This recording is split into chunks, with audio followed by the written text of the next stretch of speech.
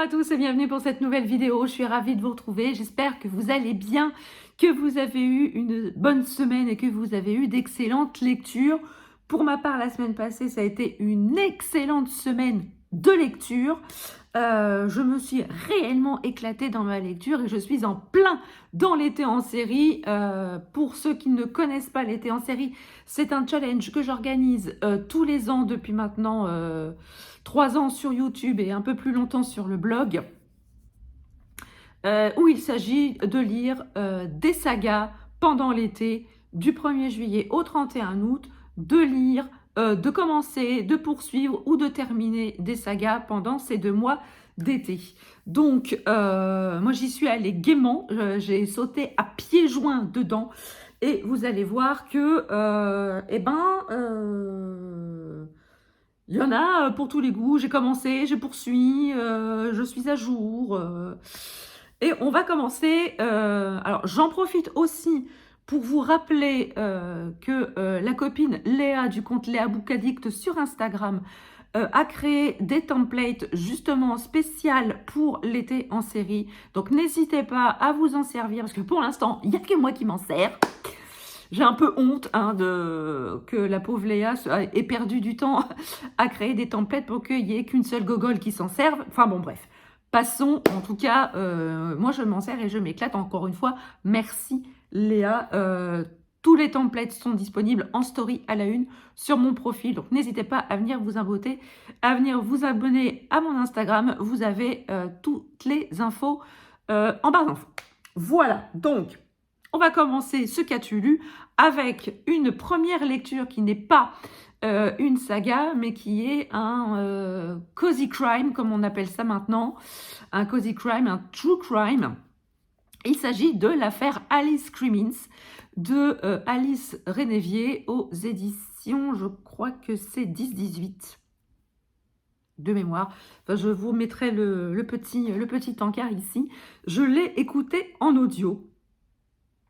Et sachez qu'en audio, ça passe hyper bien. J'ai vraiment eu l'impression d'écouter un podcast d'une émission criminelle, un peu genre faites entrer l'accusé, vous voyez.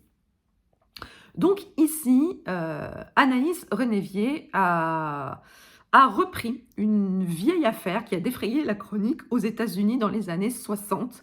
On est en 1965 dans un quartier de New York. Il fait très chaud et un soir, 2 enfants disparaissent. Ils sont très jeunes, ils sont très très jeunes. Ils disparaissent de la maison de leur mère. Elle dit voilà qu'elle leur a donné à manger, qu'elle a été les coucher et que peu de temps après, ils ont disparu.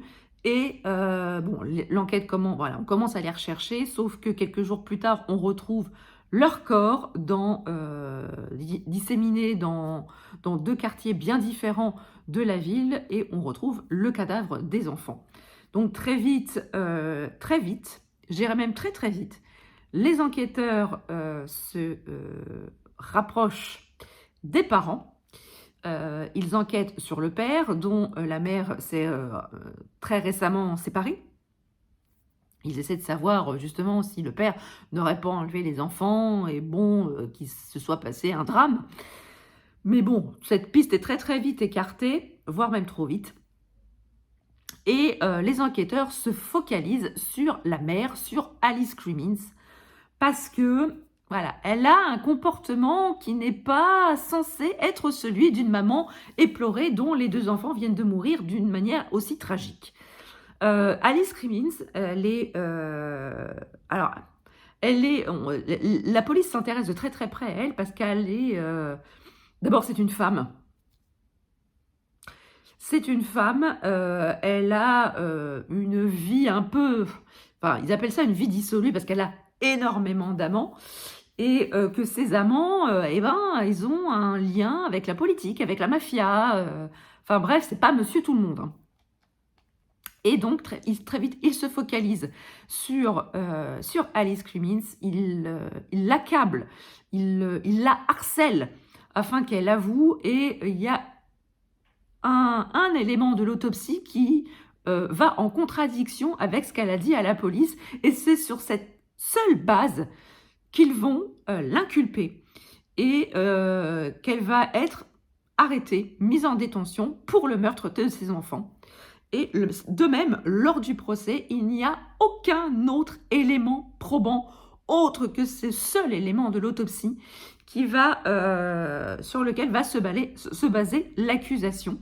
Et donc, Alice Crimmins va purger plusieurs peines de prison, car plusieurs fois, on nous raconte que son procès a été annulé suite à plusieurs, pas malversations, mais plusieurs erreurs commises soit par l'accusation, soit par la police. Donc, elle va être remise en liberté, mais elle va faire plusieurs séjours en prison. Et donc, Anaïs Renévier revient sur cette affaire, car à l'heure d'aujourd'hui, on ne sait toujours pas ce qui est arrivé aux enfants Crimmins. On ne sait toujours pas qui les a tués. Une seule chose est sûre, c'est que Alice Crimmins a été accusée à tort de ces 2 meurtres sur des prétextes fallacieux. Et donc, elle revient sur toute cette enquête à charge, cette chasse aux sorcières, que c'est ni plus ni moins une chasse aux sorcières qui a été menée contre Alice Crimmins à l'époque. C'est passionnant. Le livre audio est très très court, il fait... je ne sais même pas s'il fait 3 heures d'écoute. Enfin, en tout cas, moi, je l'ai écouté en 2 soirées, je crois. Franchement, ça s'écoute vraiment comme un épisode de Faites entrer l'accusé. C'est passionnant. On apprend énormément de choses. Que le cas Alice Crimmins a influencé, a marqué les esprits, a influencé le cinéma, a influencé la littérature policière. J'ai appris des choses absolument surprenantes sur des romans que j'avais déjà lus et qui se sont basés sur cette affaire-là. J'ai trouvé ça absolument génial et ça m'a presque donné envie de relire ces 2 romans, sachant ce que je sais maintenant, à la lumière de ce que je sais maintenant. Je pense que j'en aurai une lecture différente. Et franchement, c'était hyper passionnant. Je vous conseille réellement la lecture ou l'écoute de ce livre. C'est passionnant si vous aimez les affaires criminelles. Si vous étiez fan de Faites entrer l'accusé, franchement, ce livre est fait pour vous. Et voilà, ça passe très très bien, ça vous fait passer un excellent moment. Et on voit très bien qu'à l'époque, dans l'Amérique des années fin des années 60, début des années 70, on se rend compte qu'il n'y a pas que la race qui compte dans les enquêtes policières, il y a aussi le genre. Si vous êtes une femme et que vous ne rentrez pas dans le cadre, eh bien vous pouvez être sûr que vous aurez toutes les peines du monde à démontrer votre innocence, car toute cette chasse aux sorcières a été menée par des hommes. Les enquêteurs étaient des hommes, les membres du jury étaient des hommes, donc ils n'ont laissé absolument aucune chance à cette femme de prouver son innocence et de démontrer qu'elle était complètement innocente des meurtres de ses enfants. Et même, on nous expose quelques pistes qui n'ont absolument pas été suivies par la police, mais qui auraient pu être creusées par la police en son temps. Voilà. Alors maintenant, on va passer aux lectures de l'été en série. J'ai donc commencé ma semaine avec Le Collège maléfique de Cassandra O'Donnell, le tome 4, La Rébellion, aux éditions Flammarion Jeunesse. Donc, dans cette saga, je suis à jour des tomes qui sont sortis. Donc ici, pour rappel, on retrouve Emma qui a des pouvoirs exceptionnels. Elle a le pouvoir de pénétrer dans les rêves des autres pour pouvoir les aider, pour pouvoir déloger, pour pouvoir influer sur les rêves des autres. Et donc, du coup, elle a intégré le collège des enfants spéciaux depuis quelques rentrées maintenant. Sauf que elle n'a plus le droit d'en sortir. Elle n'a pas vu son père depuis un certain temps. Il lui manque énormément. Sa vie d'avant lui manque énormément. Même si elle s'est fait une belle petite bande de potes parmi les élèves de ce collège, et elle a un protecteur en la personne de Hell, qui est lui aussi un sorcier, et il veille sur Emma comme la prunelle de ses yeux. Or, ici, dans ce tome, une fois encore, Emma va être au cœur d'événements un peu bizarres qui vont encore se dérouler dans ce collège. dans ses rêves, elle est poursuivie par une entité extrêmement malveillante et elle trouve ça extrêmement bizarre car normalement, dans ses rêves, elle est peu ou prou protégée, sauf que là, elle sent réellement la menace planer sur elle et il manquerait que presque très peu de choses pour qu'il se passe une catastrophe dans ses rêves. Dans la journée, il se passe également des choses bizarres avec les fantômes. Les fantômes créent une espèce d'émeute dans la cantine et Emma va aller leur parler et elle va faire une promesse à l'un d'entre eux de faire toute la lumière sur ce qui se passe parce que les fantômes ont extrêmement peur de quelque chose. Ils parlent de la nuit avec un grand N et cette nuit leur fait terriblement peur. Alors pour que quelque chose fasse peur aux fantômes, faut vraiment se lever de bonne heure comme on dit par chez moi. Et donc Emma a fait la promesse un peu sur un coup de tête et du coup elle se trouve liée à cette promesse, elle se trouve liée à ce fantôme qui la suit nuit et jour. Donc voilà, le décor est planté et une fois de plus, Emma va devoir enquêter avec ses amis pour découvrir le fin mot de l'histoire. Alors, dans ce tome, évidemment, il y a une enquête, il y a beaucoup d'humour et on va se recentrer plus particulièrement sur la relation entre Emma et elle. Ils vont peut-être enfin s'avouer leurs sentiments réciproques. Parce que ça fait quand même quelques tomes qui se tournent autour. Ils sont à peu, pour grosso modo, je vais vous schématiser le truc, mais ils sont à peu près comme deux chiens qui se reniflent le trou de balle, histoire de faire connaissance. Sauf que là, bon, ils ont quand même bien fait connaissance, ils se tournent autour, et ça se voit comme le nez au milieu de la figure qu'ils ont des sentiments l'un pour l'autre, sauf qu'ils ne veulent pas se l'avouer parce qu'ils font partie de deux clans qui se détestent cordialement. C'est un peu les Roméo et Juliette du Collège Maléfique. Et donc, on va voir leur relation évoluer de manière un peu plus profonde. Et on va de... J'ai même trouvé qu'elle avait un côté un peu plus humain, un peu plus sympa, un peu moins glaçon. Parce que franchement, par moments, quand il parlait, il était réfrigérant, hein, ce garçon. Hein. Il n'y a pas besoin de clim avec lui. Hein. Dès qu'il rentre dans une place, il y a un courant d'air frais qui arrive. Franchement, pour l'été, en pleine canicule, si vous avez elle à côté de vous, eh ben, vous ne risquez pas le coup de chaud. Voilà, bon, moi j'ai encore une fois beaucoup aimé cet épisode. Et on sent qu'il y a quand même quelque chose qui se prépare en filigrane des petites histoires qui se passent dans ce collège. Il y a quand même un gros fil rouge. On sent qu'il y a quelque chose d'énorme qui se prépare où Emma et elle vont avoir une place prépondérante. Cassandra O'Donnell, elle distille des petits indices sur ce qui va probablement se passer dans les tomes suivants. Et c'est vraiment super chouette à lire.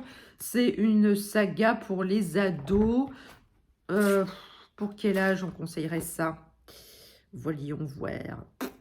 Je ne sais pas, même pour des ados de 13-14 ans, ça se lit vachement bien. Et c'est hyper chouette, il y a beaucoup d'humour. Moi, j'aime beaucoup les personnages secondaires. Brit, Hector, Grumpf. Voilà, j'adore les personnages secondaires qui apportent une touche humoristique un petit peu quand il y a un petit peu une ambiance un peu lourde. Et voilà, c'est vraiment une belle bande de copains qu'il faut absolument découvrir. Voilà, je vous le conseille pour vous, adultes, mais aussi pour vos ados, si ils savent pas quoi lire. Franchement, faites-leur découvrir le Collège Maléfique. Je pense qu'ils vous en seront gré. Ensuite, j'ai commencé une nouvelle saga. Même si, voilà, j'en ai commencé un nombre incalculable. J'ai commencé la nouvelle trilogie de Don Winslow avec le premier tome, La Cité en flammes, paru chez HarperCollins Noir. Alors, Don Winslow, c'est un auteur qui est quand même un petit peu spécialisé dans les romans noirs, où il est toujours question plus ou moins de mafia. Et donc ici, dans le premier tome de La Cité des Flammes, on est dans l'état de Rhode Island en 1986, où on va faire la connaissance de Danny Ryan, qui est docker. Et il a une famille, il a une épouse qui s'appelle Terry. Et il travaille donc sur les docks. Et Terry est la fille du patriarche du clan des Irlandais qui régnait sur les docks, qui ne règne plus maintenant sur les docks parce que c'est un clan d'Italiens qui règne sur les docks. Et Danny, lui, il travaille dans le clan des Irlandais, même voilà, s'il est, voilà, si on lui donne des petits trucs sans conséquence, parce que c'est quand même un petit peu, il est un petit peu considéré comme une pièce rapportée, et il en souffre un petit peu, Danny, parce qu'il aimerait bien rendre plus de service à sa famille. Et bon, malheureusement, ou heureusement pour nous, parce que ça va donner lieu à une trilogie d'enfer, mais malheureusement pour lui, une grosse guerre des gangs va être déclenchée pour une connerie, pour une gonzesse, belle à tomber, elle a un corps magnifique, des yeux à tomber par terre, des cheveux longs, ondoyants, brillants, tout ça, enfin bon, bref, je vous fais pas de dessin, mais c'est une femme qui était la copine d'un membre du gang des Italiens, et évidemment, un membre du clan irlandais va jeter son dévolu sur cette femme, et elle va partir avec lui. C'est ce qui va mettre l'étincelle, c'est ce qui va déclencher cette guerre des gangs entre Italiens et Irlandais, et forcément, eh ben, à chaque fois qu'il va y avoir une fusillade, une autre va être organisée en guise de représailles, et ça va aller crescendo. Et Danny, lui, il ne souhaite pas que cette guerre se répande dans sa ville, et surtout que ça ne touche pas sa famille. Parce que, voilà, au fur et à mesure, on s'attaque à la famille, on s'attaque à des proches, et plus ça va, plus le danger rôde autour de sa famille. Et donc Danny va essayer de prendre des choses en main, et on va suivre du coup cette Danny qui va essayer de limiter les dégâts et essayer de tuer cette guerre dans l'œuf. Donc dans ce premier tome, Don Winslow va nous présenter un peu beaucoup de personnages appartenant à la fois aux différents clans. J'avoue qu'au début, j'ai failli perdre mon latin, parce qu'il y en avait quand même beaucoup. Et, mais bon, j'ai pris quelques notes, j'avoue. Et bon, une fois que j'ai bien posé qui appartenait à qui et qui faisait quoi, voilà, ça allait quand même beaucoup mieux. Mais par contre, je me suis laissée happer par le style de Don Winslow. J'ai vraiment eu l'impression qu'il y avait un film qui se déroulait sous mes yeux. Un peu, voilà, si vous avez aimé Le Parrain, eh ben allez-y. Si vous avez aimé Gangs of New York de Scorsese, allez-y. C'est vraiment un roman fait pour les aficionados des romans et des films sur la mafia. C'est hyper prenant, les scènes de fusillade sont hyper visuelles, et j'ai beaucoup aimé le personnage de Danny qui se retrouve un petit peu au milieu de tout ça, qui essaye de faire ce qu'il faut pour protéger sa famille, pour protéger son clan, quitte à se mettre lui-même en danger. Ça se lit hyper vite, c'est hyper prenant. Donc c'est un tome introductif. J'ai le tome 2 donc, que je vais lire très prochainement, si ce n'est pas la semaine prochaine d'ailleurs, parce que j'ai grandement envie de retrouver ce personnage et de savoir comment il va évoluer par la suite. Voilà, je ne saurais trop que vous conseiller cette saga, dont 2 tomes sont sortis à ce jour. Le 2e tome est sorti assez récemment, je crois, il y a 1 mois ou 2. Donc voilà, si vous aimez la mafia, si vous aimez les romans avec des gangs, avec des fusillades, et franchement, allez-y, vous ne serez pas déçus du voyage. J'ai également lu cette semaine L'île du diable de Nicolas Beuglet, paru aux éditions XO. C'est le 3e tome avec son enquêtrice Sarah Geringen. C'est le 3e et dernier tome de la trilogie consacrée à cette inspectrice. Ici, on va retrouver Sarah à sa sortie de prison. Je ne vais pas vous expliquer pourquoi Sarah était en prison. Je vous laisse découvrir par vous-même dans le complot. Donc ici, on retrouve Sarah à sa sortie de prison, et dès sa sortie de prison, elle va apprendre une très mauvaise nouvelle. Elle va apprendre que son père a été assassiné. Donc elle va se rendre dans la maison de ses parents, où elle va découvrir le corps de son père recouvert de farine. Et bon, passé le choc, et au rapport d'autopsie, le médecin légiste va lui tendre une clé qu'il a trouvée dans l'estomac de son père. Qu'est-ce que cette clé peut bien ouvrir, et sur quel secret Sarah va-t-elle tomber?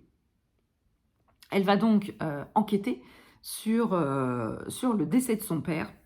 Elle va procéder comme elle ferait pour n'importe quelle enquête, même si celle-ci la touche d'extrêmement près. Elle va découvrir des choses dont elle ignorait totalement sur le passé de son père. Et ça va la mener dans différents endroits. Alors, le roman est assez court, voire même plus court que les autres. Je l'ai trouvé un tout petit peu en dessous de Complot, qui reste, à mon sens, mon préféré des trois.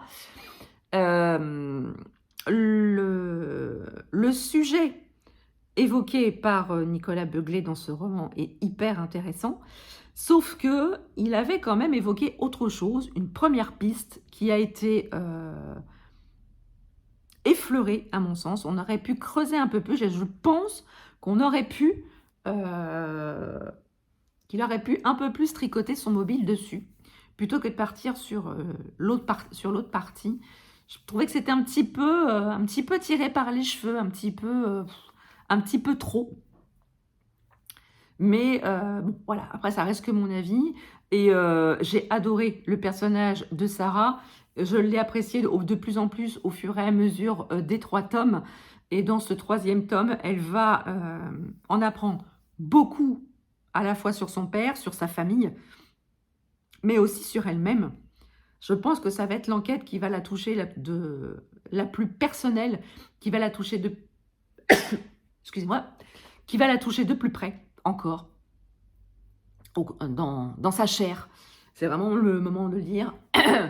Le tueur est extrêmement retors, extrêmement pugnace, extrêmement violent. Enfin bref, j'aurais pas aimé aller sur cette fameuse île du diable, comme la pauvre Sarah. Enfin bref, j'ai vraiment... Voilà, ça se lit hyper vite, les chapitres sont hyper courts. Voilà, je l'ai lu en une journée et demie. Donc, autant vous dire que ça se lit super bien. La plume de Nicolas Beuglet est vraiment hyper fluide, comme à chaque fois. Et voilà, j'ai adoré passer ces 3 tomes avec Sarah. J'ai adoré la suivre dans son évolution à la fois psychologique, à la fois personnelle. Et j'avoue que ce tome 3 clôture assez bien cette évolution de ce personnage assez atypique, assez froid au demeurant, mais hyper efficace. Je trouve quand même qu'elle a quelques parallèles avec Helen Grace. Alors, non pas dans son côté obscur, mais plutôt dans sa manière d'appréhender les enquêtes.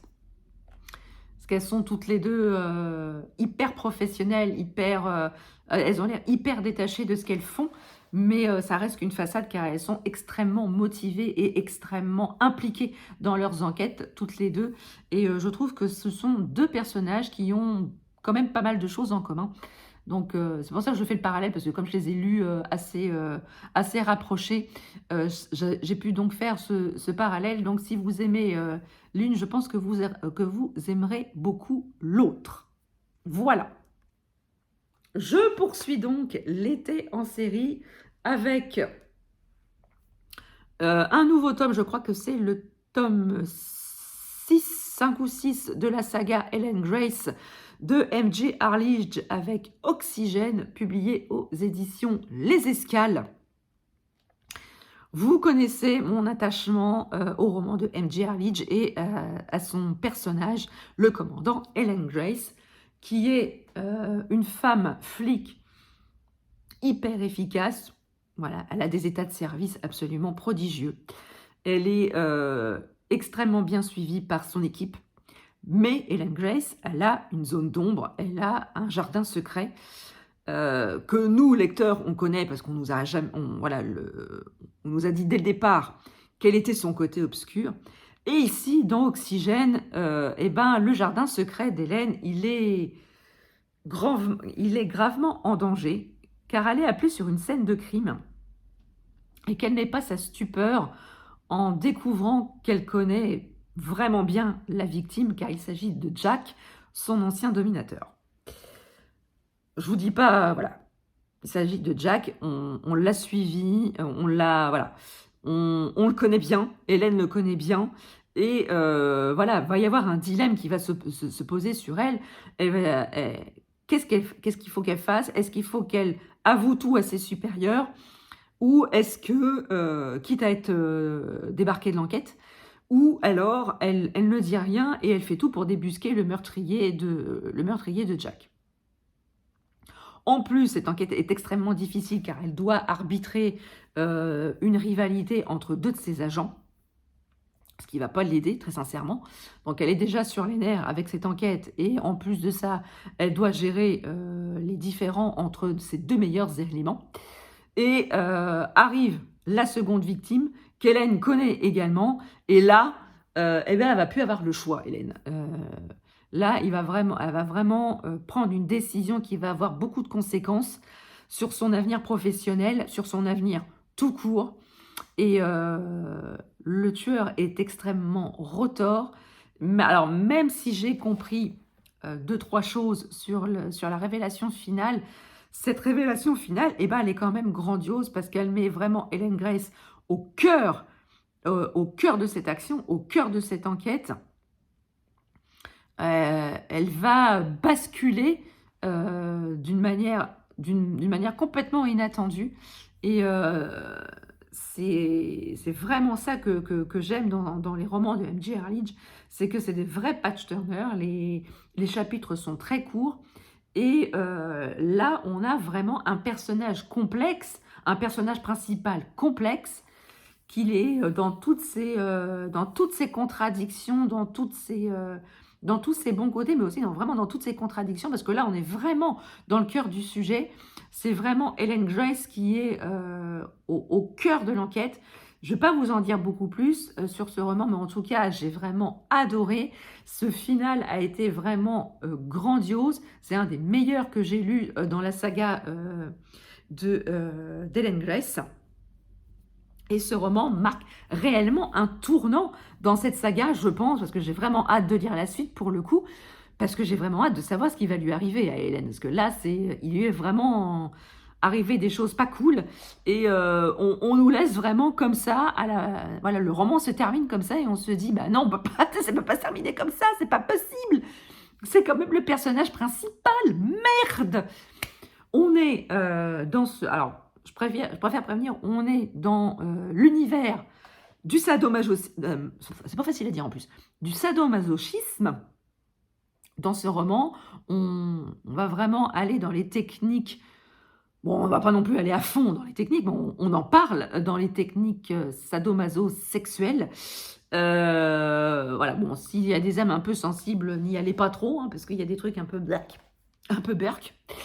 Et mais voilà, sinon c'est encore une fois un excellent tome. M.J. Erlich, il a encore une fois fait le job. Ça se bouffe, ça se dévore, on est en apnée, il nous manque de l'oxygène.